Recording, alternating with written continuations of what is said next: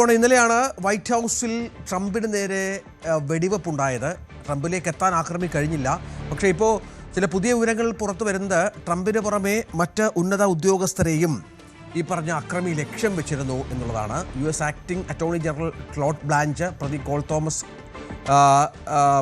വ്യക്തമാക്കി. Call Thomas കുടുംബത്തിനായി സന്ദേശങ്ങൾ അന്വേഷണ സംഘത്തിന് കിട്ടി. ഇതിൽ ആക്രമണം നടന്ന ഹിൽട്ടൺ ഹോട്ടലിലെ സുരക്ഷാ വീഴ്ചകളെ പ്രതി പരിഹസിക്കുന്നുണ്ട്.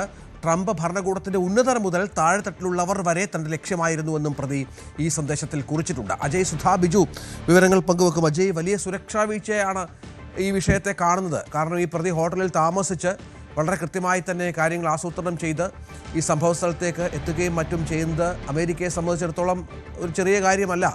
അതിനുശേഷം ട്രംപ് പരിഭ്രാന്തിയോടെ ഈ വേദി വിടുന്നതൊക്കെ നമുക്ക് കാണാം. ഇപ്പോൾ അന്വേഷണവുമായി ബന്ധപ്പെട്ട ഏറ്റവും പുതിയ വിവരങ്ങൾ എന്തൊക്കെയാണ്? ഈ തോമസ് അലൻ എന്ന് പറയുന്ന അക്രമിയുടെ കുറിപ്പുകൾ വിലയിരുത്തിയതിന് ശേഷമാണ് ഇത്തരത്തിലുള്ള പല വിലയിരുത്തലുകളിലേക്കും അന്വേഷണ സംഘം എത്തിയത്. പ്രധാനമായിട്ടും ഈ ഹോട്ടലിലുള്ള ഈ ആക്രമണം നടന്ന ഹിൽട്ടൺ ഹോട്ടലിലുള്ള സുരക്ഷാ വീഴ്ച അത് പലരും ചൂണ്ടിക്കാട്ടുന്ന ഒരു കാര്യം തന്നെയാണ്. അക്രമിയുടെ കത്തിലും ഇതേ സുരക്ഷാ വീഴ്ചയെ എടുത്ത് പരിഹസിക്കുന്നുമുണ്ട്. ഈ സുരക്ഷാ വീഴ്ച സംബന്ധിച്ചുള്ള ചില പ്രധാനപ്പെട്ട വീഴ്ചകൾ എടുത്ത് സൂചിപ്പിക്കുന്ന ഒരു കാര്യം എന്ന് പറയുന്നത്, ഈ അക്രമി ഈ ഹോട്ടലിലേക്ക് പ്രവേശിക്കുമ്പോൾ പ്രധാനമായിട്ടും ചില US സുരക്ഷാ ഉദ്യോഗസ്ഥർ ആദ്യം ഇയാളെ കണ്ടപ്പോൾ പ്രത്യേകിച്ച് ഇയാളെ പരിശോധിക്കാനോ അല്ലെങ്കിൽ തടഞ്ഞു നിർത്താനോ ഒന്നും തന്നെ ശ്രമിക്കുന്നില്ല. ഒരു സംഘം ഉദ്യോഗസ്ഥരെ മറികടന്നുകൊണ്ടാണ് ഇയാൾ ഈ ആക്രമണം നടന്ന ഈ ഒരു അത്താഴ വിരുന്ന് നടക്കുന്ന ഹാളിലേക്ക് കയറാനായി ശ്രമിച്ചത്. പിന്നീട് ഈ ഹാളിന് തൊട്ടു മുന്നിൽ നിന്ന ഉദ്യോഗസ്ഥർ മാത്രമാണ് ഇയാളെ തടയാൻ ശ്രമിച്ചത് എന്നൊരു ആക്ഷേപമുണ്ട്. അങ്ങനെ തടയാൻ ശ്രമിക്കുന്നതിനിടെ ഒരു സീക്രട്ട് സർവീസ് ഉദ്യോഗസ്ഥൻ്റെ നേരെ വെടിവെപ്പും ഉണ്ടായി. ഇയാൾക്ക് നേരെ ഷോട്ട് ഗൺ ഉപയോഗിച്ചുകൊണ്ടാണ് പ്രതി വെടിവെച്ചത്. ഇയാൾക്ക് പരിക്കേറ്റിട്ടുണ്ട്. ഇപ്പോൾ ഇയാൾ ചികിത്സ കഴിഞ്ഞ് ആശുപത്രി വിട്ടതായിട്ടാണ് വിവരം. ഈ ഷോട്ട് ഗൺ ഉപയോഗിച്ച് വെടിവെച്ചപ്പോൾ ഇയാളുടെ ബുള്ളറ്റ് പ്രൂഫ് ജാക്കറ്റ് തുളച്ചുകൊണ്ട് ഇയാളുടെ ശരീരത്തിലേക്ക് വെടികൊണ്ട് കയറുകയായിരുന്നു. എന്നാൽ അധികം അത്ര ഗുരുതരമായിട്ടുള്ള പരിക്കല്ല. ഇപ്പോൾ ആശുപത്രി വിട്ടെന്നുള്ള ഒരു ശുഭകരമായിട്ടുള്ള വിവരവുമുണ്ട്. എന്നാൽ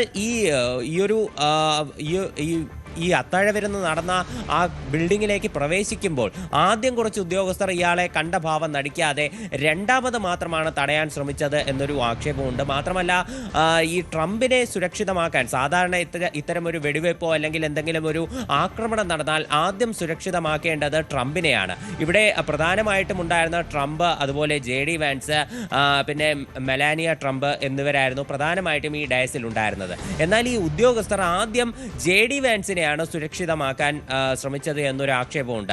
ആദ്യം JD വാൻസിനെ, പിന്നീട് രണ്ടാമതാണ് ട്രംപിനെ ഇവിടെ നിന്ന് കൊണ്ടുപോയത് എന്നും ഇവിടെ ഈ ഒരു സെക്യൂരിറ്റി ലാബ്സിനെ പറ്റിയിട്ടുള്ള ഒരു വലിയ ആക്ഷേപമാണ്.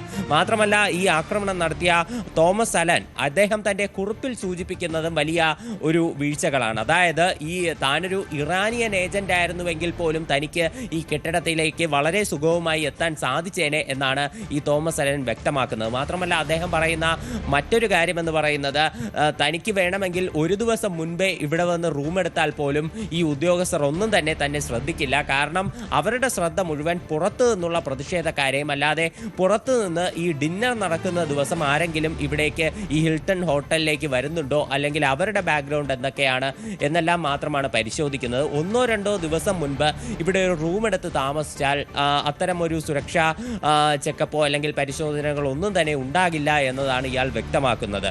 അതുപോലെ US-ന്റെ ഈ ആക്ടിംഗ് അറ്റോർണി ജനറൽ ആയിട്ടുള്ള ടോഡ് ബ്ലാഞ്ച് അദ്ദേഹവും ഈ ഒരു ആക്രമണത്തിലെ സുരക്ഷാ വീഴ്ചയെ പറ്റി അദ്ദേഹത്തിൻ്റെതായിട്ടുള്ള കൺസേൺസ് ഉയർത്തുന്നുണ്ട്. എന്നാൽ ട്രംപ് ഈ ആക്രമണത്തെ വളരെ നിസ്സാരമായിട്ടാണ് കാണുന്നത്. അദ്ദേഹം കഴിഞ്ഞ ദിവസം പറഞ്ഞത്, താൻ വളരെ നിരവധി കാര്യങ്ങൾ ചെയ്യുന്നുണ്ട്, അതുകൊണ്ടാണ് തനിക്ക് എതിരെ ആക്രമണം നടന്നതെന്ന് അദ്ദേഹം പറയുന്നു. മാത്രമല്ല, ഈ ആക്രമണം നടത്തിയ ഈ തോമസ് അലൻ അദ്ദേഹം ഒരു ആന്റി ക്രിസ്ത്യൻ ആണ് എന്നൊരു വാദം കൂടി ട്രംപ് ഉയർത്തുന്നുണ്ട്. ഏതായാലും ഇതുമായി ബന്ധപ്പെട്ട അന്വേഷണം അമേരിക്കയിൽ പുരോഗമിക്കുന്നുണ്ട്. വലിയ സുരക്ഷാ വീഴ്ചയായി ഇതിനെ വ്യാഖ്യാനിക്കപ്പെടുന്നു. ട്രംപ്, ഇറാന്റെ ഉന്നത ഉദ്യോഗസ്ഥർ, വൈസ് പ്രസിഡന്റ് ഒക്കെ പങ്കെടുത്ത ഒരു പരിപാടിയിൽ അക്രമിക്ക് ഇങ്ങനെ കടന്നു കയറാൻ പറ്റിയ സാഹചര്യം എങ്ങനെ ഒരുങ്ങി എന്നുള്ളതാണ് അമേരിക്ക ഗൗരവമായി ചർച്ച ചെയ്യുന്നത്.